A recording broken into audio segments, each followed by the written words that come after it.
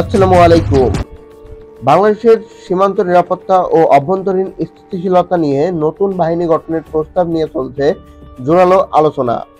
এই প্রস্তাবের পক্ষে বিপক্ষে নানা যুক্তি থাকলেও এর রাজনৈতিক, সামরিক ও অর্থনৈতিক প্রভাব নিয়ে অনেকের মনে প্রশ্ন উঠেছে। আজকের ভিডিওতে আমরা এই প্রস্তাবের বিষয়টি গভীরভাবে বিশ্লেষণ করব। তো চলুন শুরু করা যাক। রাজনীতি অঙ্গনের নানান ইতিহাস ও তথ্য পেতে আমাদের চ্যানেলটি সাবস্ক্রাইব করে বেল বাটনটি প্রেস করে রাখুন। বাংলাদেশের সীমান্ত অত্যন্ত সংবেদনশীল, বিশেষ করে মিয়ানমার ও ভারতের সাথে। বর্তমানে বিজিবি সীমান্ত রক্ষায় নিয়োজিত, কিন্তু তাদের সদস্য সংখ্যা এবং সম্পদের অপ্রতুল্য সীমান্ত রক্ষার নিরাপত্তার ঝুঁকির মধ্যে ফেলেছে। নতুন বাহিনী গঠনের মাধ্যমে সীমান্তে শক্তিশালী নিরাপত্তা বলয় তৈরি করা সম্ভব, যা অভ্যন্তরীণ নিরাপত্তা ও স্থিতিশীলতাকে ইতিবাচকভাবে প্রভাবিত করবে। তবে নতুন বাহিনী গঠনের প্রক্রিয়া আনসার ও বিজিবিকে একত্রিত করার প্রস্তাব দিয়ে আনসার সদস্যদের মধ্যে অসন্তোষ তৈরি করতে পারে, যা অভ্যন্তরীণ রাজনীতিতে উত্তেজনা সৃষ্টি করতে পারে।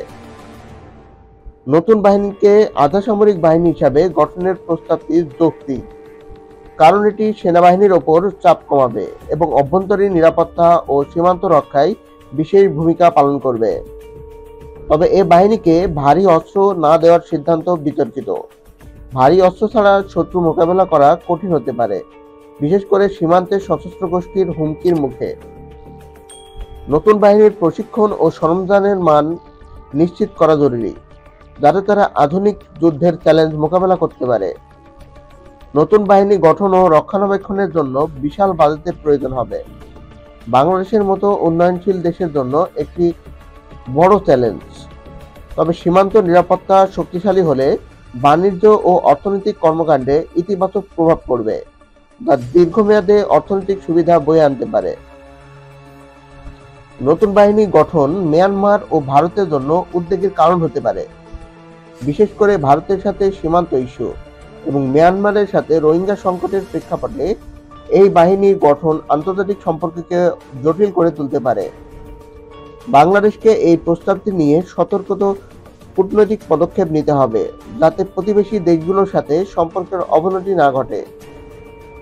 বর্ডার গার্ড বাংলাদেশকে ঢালাওভাবে সংস্কার এবং পুনঃপ্রতিষ্ঠা করা প্রয়োজন, কারণ এটি সীমান্তের নিরাপত্তা নিশ্চিত করার দায়িত্বে রয়েছে।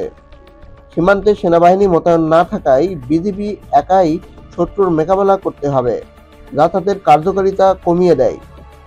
বিজিবি এর সংখ্যা ৭০,০০০, যা ৪১০০ কিলোমিটার সীমান্তের নিরাপত্তা নিশ্চিত করতে যথেষ্ট নয়। বাংলাদেশের অভ্যন্তরীণ সংকটের কারণে বিজিবি এর কার্যক্রম আরও কঠিন হয়ে পড়ে, তাই নতুন বাহিনী গঠন জরুরি। নতুন বাহিনী গঠনের জন্য বিজিবি এবং আনসার বাহিনীকে একত্রিত করে একটি আধা সামরিক বাহিনী গঠন করা প্রয়োজন, যার সংখ্যা ৩ থেকে ৫ লক্ষ হতে পারে।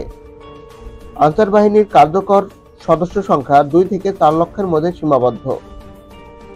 তাই নতুন বাহিনীতে যোগ্য সদস্য অন্তর্ভুক্ত করা হবে।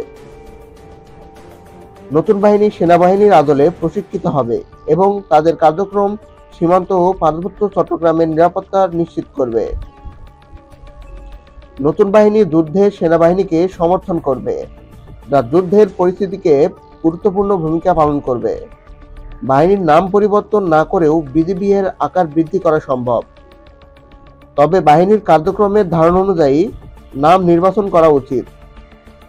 বিদ্রোহের সম্ভাবনা এড়াতে নতুন বাহিনীকে ভারী অস্ত্র সরবরাহ করা যাবে না, তবে আধুনিক ব্যক্তিগত গিয়ার ব্যবহার করতে দেওয়া হবে। নতুন বাহিনী গঠন করলে এটি মিয়ানমার ও ভারতের জন্য একটি বড় মাথাব্যথার কারণ হবে, যা বাংলাদেশের জাতীয় নিরাপত্তাকে শক্তিশালী করবে। নতুন বাহিনী গঠনের প্রস্তাবটি বাংলাদেশের নিরাপত্তা ও স্থিতিশীলতার জন্য একটি গুরুত্বপূর্ণ পদক্ষেপ। তবে এর সফল বাস্তবায়নের জন্য রাজনৈতিক ঐকমত্য, অর্থনৈতিক সক্ষমতা এবং কূটনৈতিক সতর্কতা প্রয়োজন। এই প্রস্তাবের সুযোগ ও চ্যালেঞ্জ নিয়ে আপনার মতামত জানান কমেন্টে। ভিডিওটি যদি আপনার ভালো লেগে থাকে তাহলে লাইক, শেয়ার এবং চ্যানেলটি সাবস্ক্রাইব করতে ভুলবেন না।